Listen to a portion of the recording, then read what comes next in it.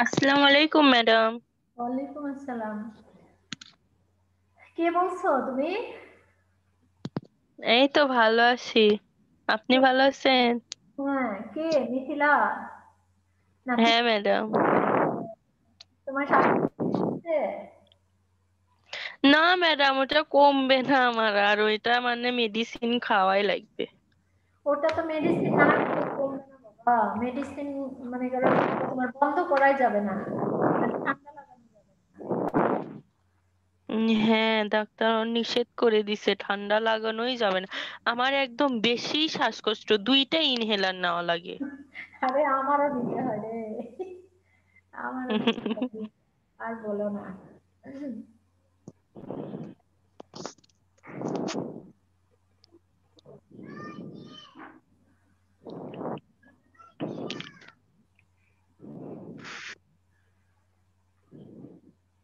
এত আস্তে আস্তে বাচ্চারা জয়েন হচ্ছে কেন?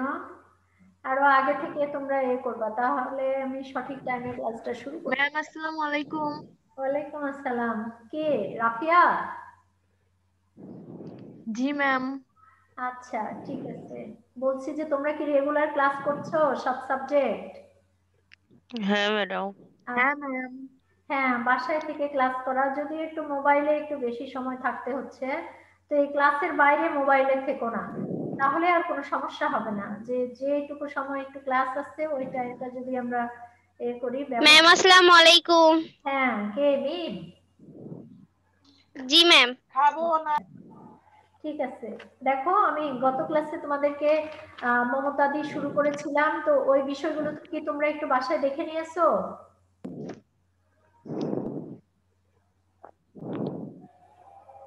আচ্ছা বলো, মানিক বন্দ্যোপাধ্যায়ের দুটি উল্লেখযোগ্য উপন্যাসের নাম বলো, যে কেউ।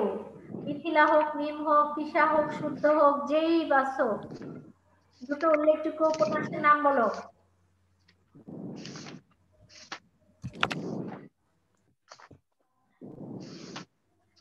বলো, খুঁজে পেয়েছো?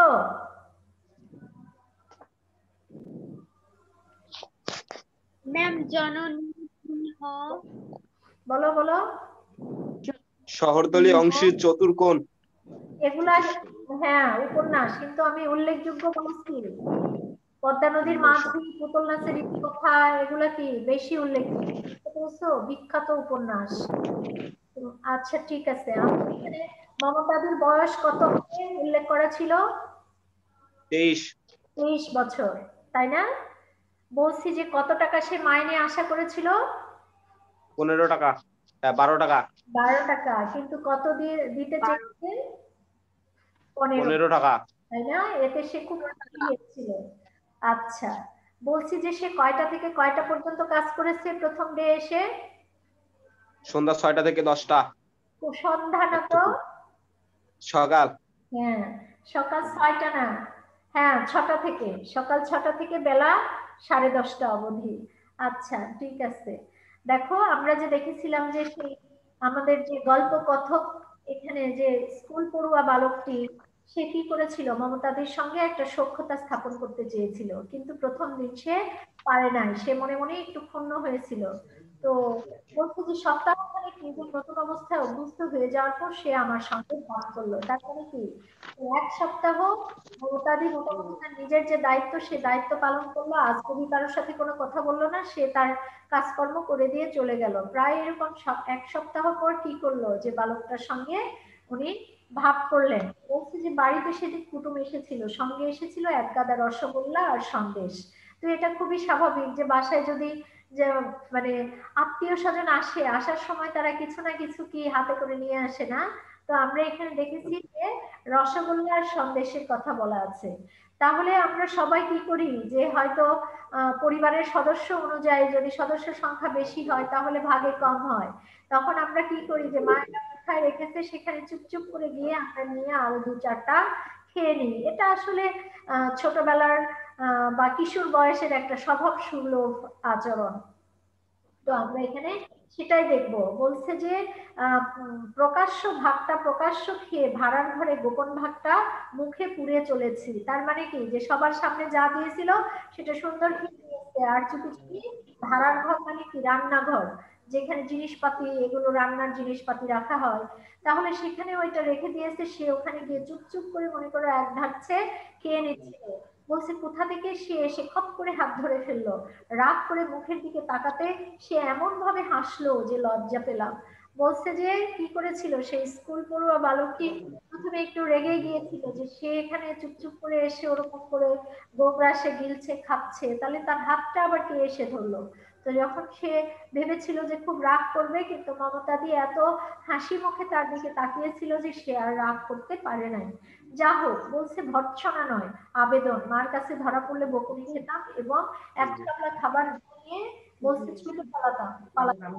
এর আবেদন খাবার ফেলে দিলাম। সে বললো লক্ষ্মী ছেলে, একটু জল খাবে। তার মানে কি, মায়েদের কাছে একটু বাচ্চাদের আবদারটা যেন বেশি থাকে।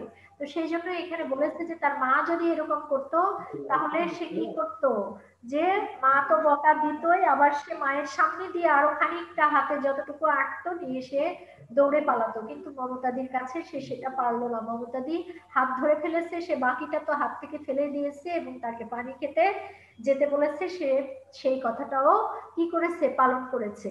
আমরা এরকম একটা অবস্থা এখানে দেখতে পাচ্ছি। তারপরে বলছে যে দেখো যে বাড়ির সকলে কুটুম নিয়ে অন্যত্র ব্যস্ত ছিল, জল খেয়ে আমি রান্নাঘরে আসন পেতে তার কাছে বসলাম। বলছে যে এতদিন তার গম্ভীর মুখই শুধু দেখেছিলাম, আজ প্রথম দেখলাম সে নিজের মনে হাসছে। তার মানে কি, যে ছেলেটার কি করছে, দেখলো যে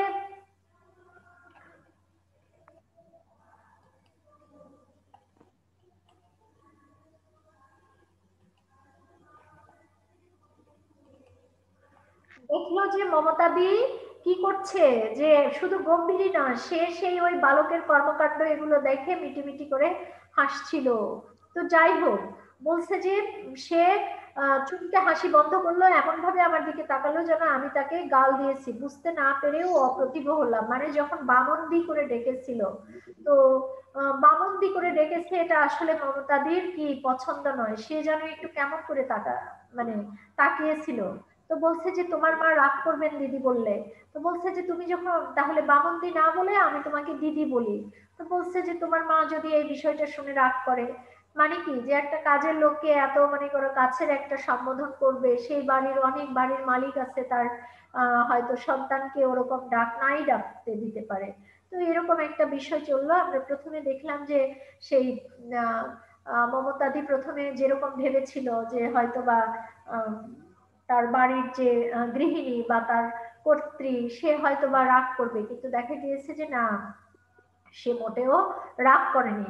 তারপরে আমি একটু মানে যাই বলে দিই যে তার অথচ যে দেখা গেছে যে আস্তে আস্তে কি সঙ্গে ছেলেটার একটা সম্পর্ক ম্যাম করেছে। হ্যাঁ বলো। বলতেছি আমি না বুঝতেছি না কোনটা পড়াচ্ছেন, আমি 2 দিন ক্লাস করিনি তো। মমতাদি করাচ্ছি, গদ্য মমতাদি। আমাকে এখন জিজ্ঞেস করছো কেন? ম্যাডাম খুঁজতেছি কিন্তু পাচ্ছি না। আমি তো এটা 95 পৃষ্ঠা, আমার এটা পুরাতন বই। সূচিতে দেখো, সূচিতে দেখো। আচ্ছা এতক্ষণ পরে বলো কেন? আমি তো অনেক দূর চলে এসেছি। যা হোক, এখানে আমরা দেখতে পাচ্ছি যে তাদের মধ্যে একটা স্নেহ মায়া মমতার সম্পর্ক তৈরি হয়েছে, এবং সে এখানে আসলে 15 টাকার খাতিরে বা হচ্ছে মানে স্বামী পুত্রের অনাহারের তাড়নাতেই সে যে এখানে কাজ করছে এরকম না।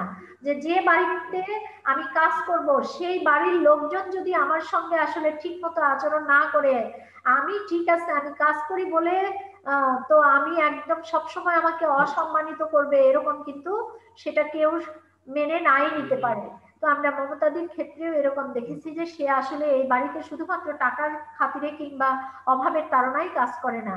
দেখা গিয়েছে যে সে স্কুল পড়ুয়া বালকটির মেয়ে কি করছে, মা যে মমতাদিকে আসলে তার জায়গা থেকে তার যে সম্মান পাওয়ার প্রাপ্য, সেই সম্মানটাই কিন্তু দিয়ে যাচ্ছে।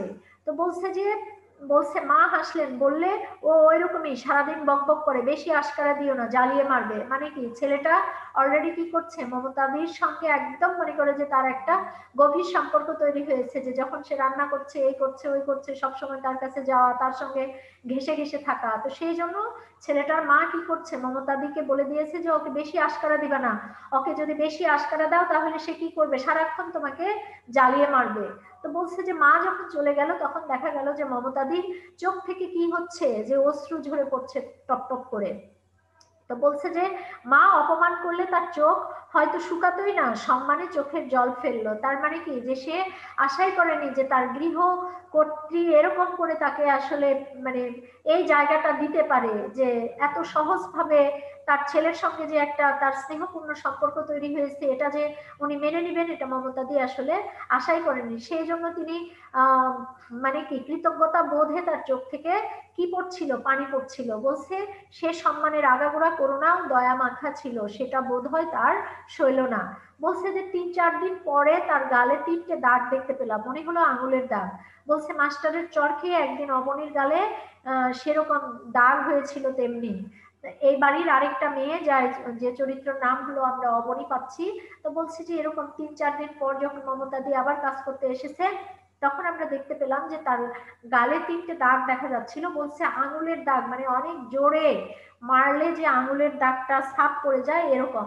তো বলছে যে অমনি একদিন তার টিচারের কাছ থেকে মার খেয়েছিল, এরকমই দাগ পড়েছিল। তো বলছে আমি ব্যস্ত হয়ে প্রশ্ন করলাম, তোমার গালে আঙুলের দাগ কেন, কে চর মেরেছে? সে চমকে গালে হাত চাপা দিয়ে বলল দূর। তারপর হেসে বলল আমি নিজে মেরেছি, কাল রাত্রে গালে একটা মশা বসেছিল, খুব রেগে।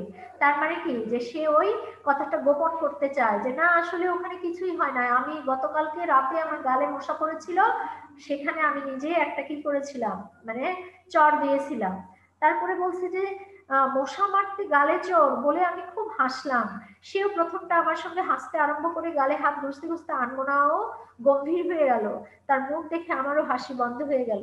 চেয়ে দেখলাম ভাতের হাঁড়ির বুদবুদ ফাটা বাষ্পে কি দেখে, বলছে যেন তার চোখ পলক হারিয়েছে। বলছে নিচের ঠোঁট দাঁতে দাঁত কামড়ে ধরেছে, বেদনায় মুখ কালো হয়েছে। তার মানে কি, ছেলেটার কাছে আসল বিষয়টা সে গোপন করেছিল, যে আসলে তার স্বামী তাকে এতটা মেরেছে, অত্যাচার করেছে। তো যখন মিথ্যা কথা বলে সে আবার রান্না করছিল, তখন সে ওই বিষয়টা খেয়াল করছিল যে কেন আসলে তার গালে দাগ। তো এরকম একটা বিষয়। বলছে সে হঠাৎ কাঁদো কাঁদো হয়ে বললো না ভাই না, সত্যি বলছি না, কে মারবে? মানে কি, ছেলেটা খুব জোর করে ধরেছে, বলো না কে মেরেছে তোমার গালে, কেন এরকম দাগ হয়েছে? তখন সে মানে ভাই বলে এখানে সম্বোধন করেছে, যে না না আসলে আমাকে কেউ মারেনি, এমনি ওরকম হয়েছে। তো যাই হোক, ছোট ছেলে, সে ওই প্রশ্নের জবাব খুঁজে না পেয়ে কি করলো, চুপ করে থাকলো। তখন কি জানি তার গালে চর মারার অধিকার একজন মানুষের 18 আনা আছে, কিন্তু চর যে কেউ একজন মেরেছে সে বিষয়ে আমার সন্দেহ ঘুচলো না, যে বলছে যে কেউ না কেউ তাকে অবশ্যই মেরেছে। যাই হোক, বলছে বিবর্ণ গালে 3টি রক্তবর্ণ দাগ দেখতে দেখতে আমার মন খারাপ হয়ে গেল। আমি গালে হাত বুলিয়ে দিতে গেলাম, কিন্তু সে আমার হাতটা কি টেনে নিয়ে বুকে চেপে ধরলো। মানে কি, একটা সে বড় দিদির মতো, এবং সে যে ছোট ভাই, এই যে ভাই এবং বোনের যে একটা সম্পর্ক, যে স্নেহ মাখা আদর মাখা, অলরেডি কি হয়েছে, যে সেই স্কুল পড়ুয়া ছেলেটার মমতাদির সঙ্গে এরকম একটা সম্পর্ক তৈরি হয়েছে। যা হোক, এই বিষয়টা ধামাচাপা দেওয়ার জন্য বলছে যে হঠাৎ সে তরকারি নামাতে ভারী ব্যস্ত হয়ে পড়লো। বলছে পিড়িতে বসা মাত্র খোপা খুলে পিঠ ভাসিয়ে একরাশি চুল মেঝে পর্যন্ত ছড়িয়ে পড়লো। বলছে কি একটা অন্ধকার রহস্যের আড়ালে সে যেন নিজেকে লুকিয়ে ফেললো, যে সেই চুলের যেরকম মনে করো যে যার মাথায় অনেক চুল, এরকম হয়তো দেখা যাচ্ছে যে সেই চুলের ঘনত্ব কিংবা সেই মেঘ কালো চুলের অন্ধকারের মতো, সেই বিষয়টা যেন কি করলো, মমতাদি ধামাচাপা দেওয়ার চেষ্টা করলো। কিন্তু ছেলেটার কাছে সেটা একটা কি রহস্যময়, যে আসলে বিষয়টা কি সে যেন বুঝে উঠতে পারছিল না। বারবার সে সেটা বোঝার মানে চেষ্টা করছিল। যাই হোক, বলছে বিকালে আমি জিজ্ঞাসা করলাম আচ্ছা তোমার বরের চাকরি হলে তুমি কি করবে? বলছে তুমি কি করতে বলো, হরিণ লুট দেবো না তোমায় সন্দেশ খাওয়াবো? ছোট ছেলেটা বিকালে মমতার দিকে জিজ্ঞাসা করছে আচ্ছা তোমার স্বামীর যদি চাকরি হয়ে যায়, তার তো চাকরি নাই বলেই তুমি আমাদের এখানে কাজ করতে এসেছো, তাহলে তার যদি চাকরি হয়ে যায় তাহলে তুমি কি করবা? তো তখন সে আবার উল্টো প্রশ্ন করেছে যে তুমি কি করতে বলো, বলছে হরির কি লুট দিব। তার মানে কি মানিক বন্দ্যোপাধ্যায় কি হিন্দু সম্প্রদায়ের, তাই না? তাহলে তারা কি করে যে সে তাদের দেবতাদের মনে করো যে খুশি করার জন্য বা কোনো একটা খুশির বিষয় হলে তারা একটা জিনিস অনেক গুলো নিয়ে এসে কি করে তাদের সামনে এই যে বলছে ছড়িয়ে ছিটিয়ে দেয় হরির নামে, যে বাতাসা মানে নাম কীর্তন করে যে বাতাসাটা ছড়িয়ে ছিটিয়ে দেয় সেটাকে হরির লুট বলে। তো এখানে বলছে যে তুমি কি বলো, আমাকে কি হরির লুট দিতে বলো নাকি তুমি কি করবা, সন্দেশ খাবা? বলছে ধ্যাত, তা বলছি কেন, তোমার বরের চাকরি নেই বলেই তো তুমি আমাদের বাড়িতে কাজ করছো। তার মানে কি ছেলেটা আগে থেকেই এটা বুঝতে চাচ্ছে যে সে যদি চলে যায় তাহলে সে আসলে কি করবে, যে তার অত্যন্ত খারাপ লাগবে, কিংবা মমতা দি এ বাড়িতেই কাজ করুক, মানে তার বরের চাকরি থাক আর যাক আবার কিংবা হোক, সে মমতা দিকে এখান থেকে যেতে দিতে চায় না। তো সে হাসলো, বলছে যে তোমার বরের চাকরি নেই বলে আমাদের বাড়িতে কাজ করছো, তা তো চাকরি হলে করবে না। সে হাসলো, বলল এখন করছি যে। বলছে তোমার বরের চাকরি হয়েছে? হয়েছে বলে সে গম্ভীর হয়ে গেল। তার মানে কি যে সে এখানে বুঝাইতে চাইলো যে আসলে আমার বরের চাকরি হয়েছে, কিন্তু তারপরেও আমি তো তোমাদের বাড়িতে কাজ করতেই আসছি। তো যাই হোক, বলছে যে আহা, স্বামীর চাকরি নেই বলে ভদ্রলোকের মেয়ে কষ্টে পড়েছে, পাড়ার মহিলাদের কাছে মার এই মন্তব্য শুনে মমতাদির বরের চাকরির জন্য আমি দুশ্চিন্তাগ্রস্ত হয়ে উঠেছিলাম। তার চাকরি হয়েছে শুনে পুলকিত হয়ে মাকে সংবাদটা শুনিয়ে দিলাম। যে কি করতো, যে আমাদের এই গল্পের যে চরিত্র কথক, এই কথকের মা কি পাড়া প্রতিবেশী সবাইকে বলতো যে মেয়েটা এত সম্ভ্রান্ত ঘরের ভালো ঘরের মেয়ে, চাকরি তার বরের নেই বলে সে এরকম অসুবিধার মধ্যে পড়ে কি করছে, যে এখানে কাজ করতে এসেছে। তাহলে যখন চাকরি হয়েছে ছেলেটা মনে করে দৌড়াতে দৌড়াতে তার মায়ের কাছে গিয়ে বলছে যে মা, এরকম মমতাদের বরের আসলে চাকরি হয়েছে। তো সে স্বীকার করে বলল হয়েছে, বেশি দিন নয়, ইংরেজি মাসের 1 থেকে। তো বলছে যে তার মানে কি যে মাস চলছে সে মাসের 1 তারিখ থেকে আসলে চাকরিটা হয়েছে। তো মা বললেন অন্য লোক ঠিক করে দিতে পারছো না বলে তুমি কি কাজ ছেড়ে দিতে ইতস্তত করছো? বলছে তার কোনো দরকার নেই, আমরা তোমায় আটকে রাখবো না। বলছে তোমার কষ্ট দূর হয়েছে, তাতে আমরাও খুব সুখী। তো এখানে আমরা দেখতে পাচ্ছি যে সেই ছেলেটার মা কি বলছে, যে তোমার স্বামীর চাকরি হয়েছে তারপরেও তুমি কেন জানি আসছো, তুমি কি এই কাজটা ছেড়ে দিতে ইতস্তত করছো, যে তুমি চলে গেলে আসলে আমাদের সমস্যা হবে। তো এরকম একটা বিষয়। তো বলছে তুমি ইচ্ছে করলে কি করতে পারো, এ বেলাতেই কাজ ছেড়ে দিতে পারো, আমাদের অসুবিধা হবে না। তো বলছে যে তার চোখে জল এলো, সে শুধু বললো আমি কাজ করব। মা বললেন স্বামীর চাকরি হয়েছে তবুও তুমি কাজ করবে? তো বললো যে তার সামান্য মাইনে, আসলে তাতে আমাদের হবে না, আমায় ছাড়বেন না। বলছে আমার কাজ কি ভালো হচ্ছে না? তার মানে কি মমতা দিয়েও উৎকণ্ঠার মধ্যে আছে যে তার কাজ যদি চলে যায়। তারপরে বলছে মা ব্যস্ত হয়ে বললেন অমন কথা তোমার শত্রুও কি বলতে পারবে না মা, সেই জন্য না। তার মানে কি মমতাদি খুব সুন্দর করে গুছিয়ে এবং পরিষ্কার করে অনেক কাজ করে। তো এখানে বলছে যে আচমকা বলল মিথ্যে বললে কি হয় খোকা, মিথ্যে বললে কি হয় জানতাম, বললাম পাপ হয়। তো বলছে গুরু নিন্দা বাঁচাতে মিথ্যে বললে। তার মানে কি আসলে মমতাদির এখানে স্বামীর চাকরি হয়েছিল কি হয়েছিল না, এখানে বিষয়টা ওরকম করে বলেছে যে মমতাদি হয়তো বা একটু মিথ্যে বলেছে যে তার স্বামীর সম্মান বাঁচানোর জন্য। তো সেই জন্য ওকে বলছে যে আসলে তো গুরুজন, সে দেখো তাকে অত্যাচার করে, তাকে মারে, এরকম করে, তারপরেও সে তাকে কি বলেছে যে গুরুজনের আসলে নিন্দা করলে পাপ হয়। তো এখানে যে বিষয়গুলো তাকে বোঝাচ্ছিল আসলে ওই ছোট ছেলেটা বুঝছিল না। তারপরে বলছে যে দেখো তখন তার চাকরির 1 মাস বোধহয় পূর্ণ হয়নি, একদিন স্কুল থেকে বাড়ি ফিরবার সময় দেখলাম জীবনময়ের গলির মোড়ে ফেরিওয়ালাদের কাছে কমলা লেবু কিনছে। তার মানে কি যে বালকটি একদিন স্কুল থেকে ফিরছে, তো স্কুল থেকে ফিরতে গিয়ে দেখলো যে সেই জীবনময়ের, যেহেতু জীবনময়ের গলির 27 নম্বর বাড়িতে থাকে, তাহলে ওই গলির সামনেই মমতাদির সঙ্গে কি হলো, দেখা হলো ছেলেটার। মমতাদি সেখানে কি করছে, কমলা লেবু কিনছে। তো বলছে যে সঙ্গে নেবার ইচ্ছে নেই, টের পেয়েও একরকম জোর করেই বাড়ি দেখতে গেলাম। তার মানে কি যে সে যে কত অসুবিধার মধ্যে থাকে আর কিরকম একটা বাড়িতে থাকে, তার যে জীবনধারা, তো এটা আসলে উনি কি করছিলেন, তার সেই ছোট্ট ছেলেটিকে দেখাতে চাচ্ছিলেন না, যে যাদের বাড়িতে উনি কাজ করেন মমতাদি, যে ঠিক আছে তার সংসার, তার জীবন, তার কি করে চলবে, কি করে থাকলে তার মানে যেরকম তার অবস্থা, তাকে ওরকম পরিস্থিতির মধ্য দিয়েই যেতে হবে। তো সেই জন্য সে একটু ইতস্তত বা সংকোচ বোধ করছিল যে আসলে বাড়িতে নিয়ে যাওয়ার তার কোনো ইচ্ছা ছিল না, কিন্তু ছেলেটা কি করেছে যে বায়না ধরেছে যে সে যাবেই। তো বলছে যে সে জোর করেই সে গেল, বলছে 2টি কমলা লেবু কিনে আমাকে সঙ্গে নিয়ে সে গলিতে ঢুকলো, বিশ্রী নোংরা গলি। বলছে কি যে ঠাট্টা করে এই জমালয়ের পথটার নাম জীবনময় লেন রেখেছিল। তার মানে কি জীবনময় মানে কি, যে যেখানে কি করা হবে, যে আসলে জীবনের যেখানে একটা সুন্দর একটা পরিস্থিতি, যে মানুষের জীবন যেরকম সুন্দর বা মানুষের বাঁচার যেরকম একটা মানে ইচ্ছে, কিংবা একটা সবার জীবনে সবাই মানে স্বাচ্ছন্দ্যে একটা সুন্দর সুখী জীবন মানে পাবে বা এরকম প্রত্যাশা সবার থাকবে, এটাই স্বাভাবিক। অথচ কিরকম একটা কুশ্রী বিশ্রী গলি দিয়ে সেই বাড়িটা, তাহলে সেই নোংরা গলিটার নাম যে কেন জীবনময় রেখেছিল, এখানে সেই বালকটা এই বিষয়টা নিয়ে এখানে কথা বলছে যে হয়তো বা কেউ ঠাট্টা করে এই জমালয় মানে কি জমের আলোয়, যেটাকে মৃত্যুপুরী বলা হয়, যে কিরকম একটা নোংরা মনে করো যে বস্তি এলাকা, সেখানকার নাম আবার জীবনময় কে রেখেছিল।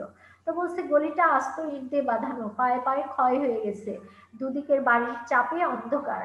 বলছে এখানে ওখানে আবর্জনা জমা করা আর একটা দূষিত চাপা গন্ধ। আমি সংকুচিত হয়ে তার সঙ্গে চলতে লাগলাম। সে বলল মনে হচ্ছে পাতালে চলেছ না? মানে কি এমন একটা নোংরা বস্তির গলি, দুর্গন্ধ, দুই পাশ থেকে খালি বস্তির মতো বাড়ি, আর রাস্তার মনে করো যে মানুষের পা দিয়ে হেঁটে হেঁটে একদম ক্ষয় হয়ে গেছে। তো মমতা দিয়ে এখানে বলছে যে তুমি মনে হয় কোন পাতালে যাচ্ছ, মানে রাস্তাটা এরকম করে আস্তে আস্তে এমন নিচু হয়ে গেছে যে নিচের দিকে যাচ্ছে।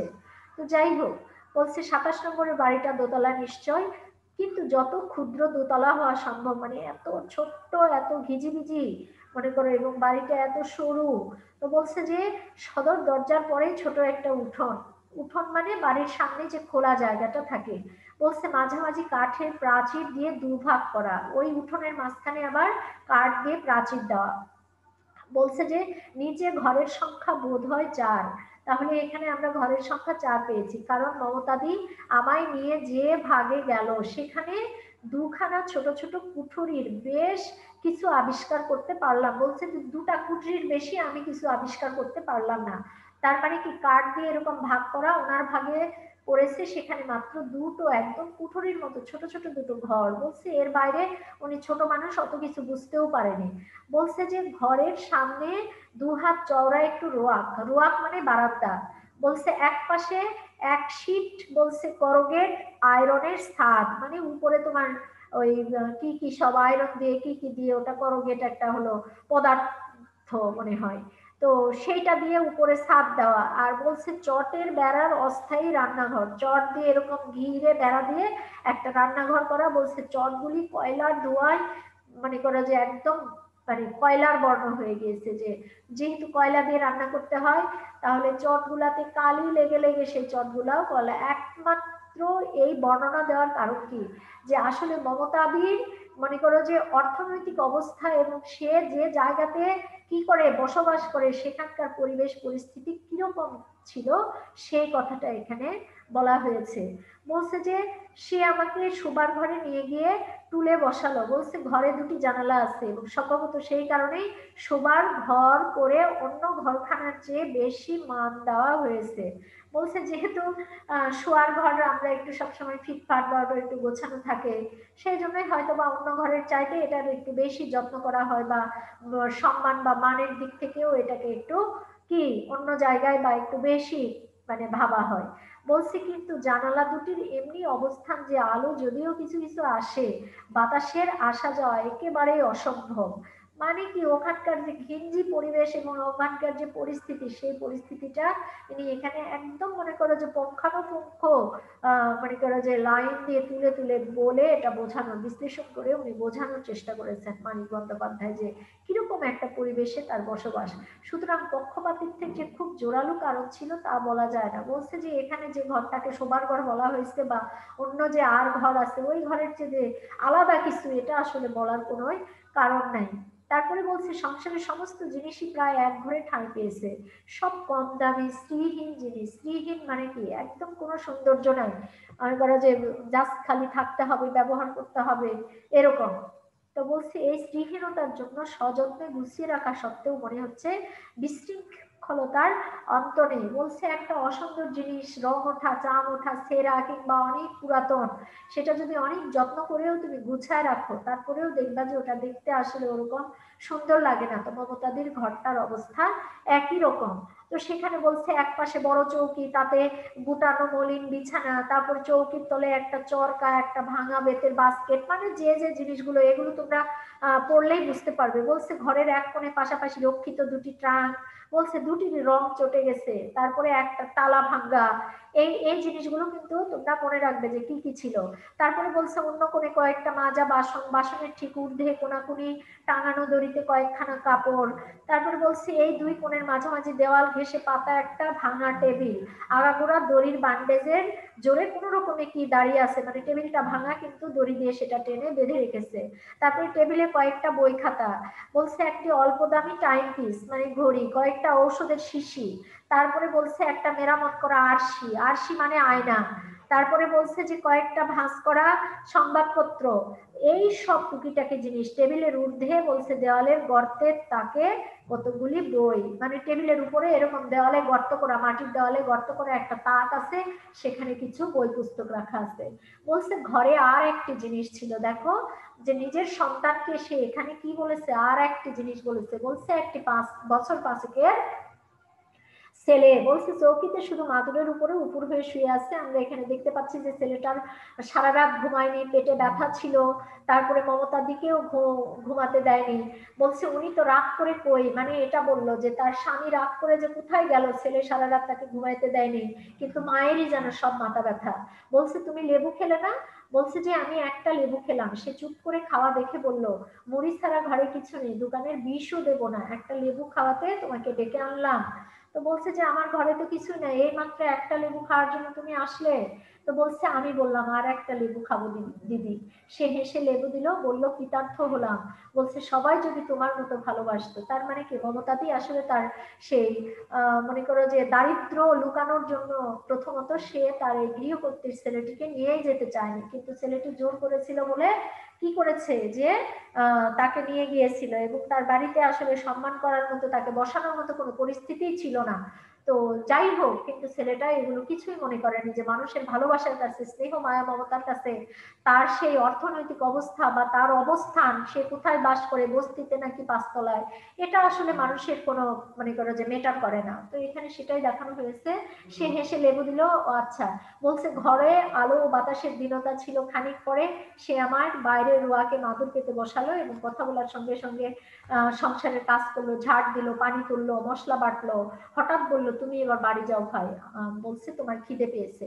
তার মানে কি যে নির্দিষ্ট সময় এর অতিরিক্ত যদি থাকে তাহলে বাড়ির লোকজন কি করবে, চিন্তা করবে। তো সেই জন্য মমতাদি কি করলো, যে সেই ছেলেটাকে যথাসময়ে বাড়িতে যাওয়ার জন্য কি এখানে অনুরোধ করলো। তো দেখো মানিক বন্দ্যোপাধ্যায়ের এটা সরীসৃপ থেকে নেওয়া হয়েছে, যেটা 1939 খ্রিস্টাব্দে প্রকাশিত এই মমতাদি গল্পটা। এখানে আমি তোমাদেরকে বলেইছি যে এখানে যে স্কুল পড়ুয়া ছেলেটার যে মমতাদি নামে একজন গৃহকর্মী আসে, সেজন্য সে অত্যন্ত আনন্দিত হয়, এবং সেই মমতাদির সংসারে অভাব আছে বলে সে মর্যাদা সম্পন্ন ঘরের নারী হয়েও তাকে অপরের বাড়িতে কাজ করতে হয়।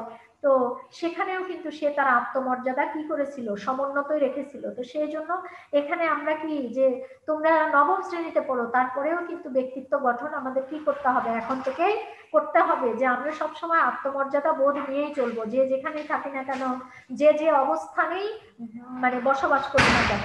তো এরকম, এবং ছেলেটার সঙ্গে তার যে একটা স্নেহ মায়ার সম্পর্ক, একটা সৌহার্দ্যপূর্ণ সম্পর্ক এবং আত্মসম্মান বোধ কাজের লোকেরও যে থাকে, তো এই বোধকে মান্য করলে তারাও কি হবে, যে পরিবারের একজন হয়ে উঠবে। এটা বোঝাতে গিয়েই আসলে বন্দ্যোপাধ্যায় এই কথাগুলি বলেছেন। তো ঠিক আছে বাবা, এটা আমি শেষ করে দিলাম। তোমরা খুঁটে খুঁটে একদম লাইন ধরে ধরে পড়বে এবং কি করবে, বহু নির্বাচনী অনুধাবনের প্রশ্ন সবকিছুর জন্যই তোমরা সুন্দর করে এটা পড়ে রেডি করবে। Good bye everybody. আসসালামু আলাইকুম ম্যাম। আসসালামু আলাইকুম। ওয়ালাইকুম আসসালাম।